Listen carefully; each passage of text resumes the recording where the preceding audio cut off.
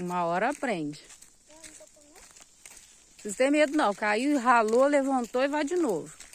Eu já caí tantas vezes aqui aprendendo a andar de bicicleta. A melhor coisa era descer aquele morro.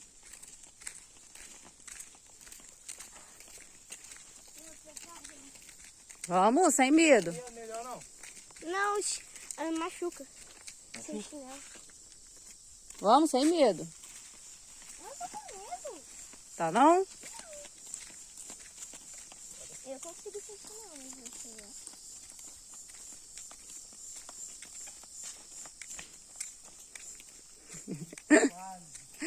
Quase que foi. Meu pai tá esperto. Uai, parado? Vão? Mas aqui não, aqui não dá pra ele andar não. Vão, agora é só voltar. Não, Lázia, deixa ele voltar. Ele tem que aprender, uai. Machucou? Deixa eu virar. Vai, dá uma volta lá e volta e deixa ele tentar de Tá novo. aprendendo, Beleza? Cara. Só que aí, você aprendeu Ah, a andar cara. na pista pra você andar com o Luiz. Sorrisão pra mãe. Não, sorriso direito. O Luiz tem uma bicicleta. É? Então. Vamos lá Lá ver a no biquinha. canto aqui, tá, Live? No canto, do canto de cá. Tá quase aprendendo. Banquinho pra sentar quando vem buscar água da mina.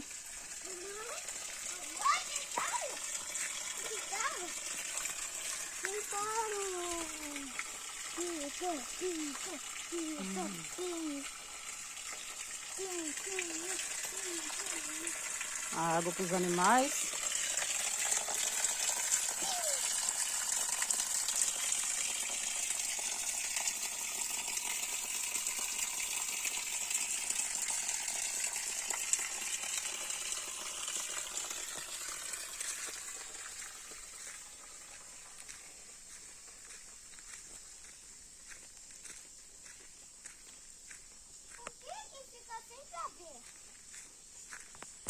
É água da mina aí. É direto.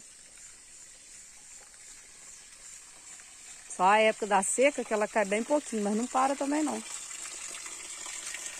Olha ali, é bonitinho ali, né? Uhum. Limpinho, né? Parece mar. Mas tem uma pessoa que limpa aqui, sabia? Tem. Bem limpinho.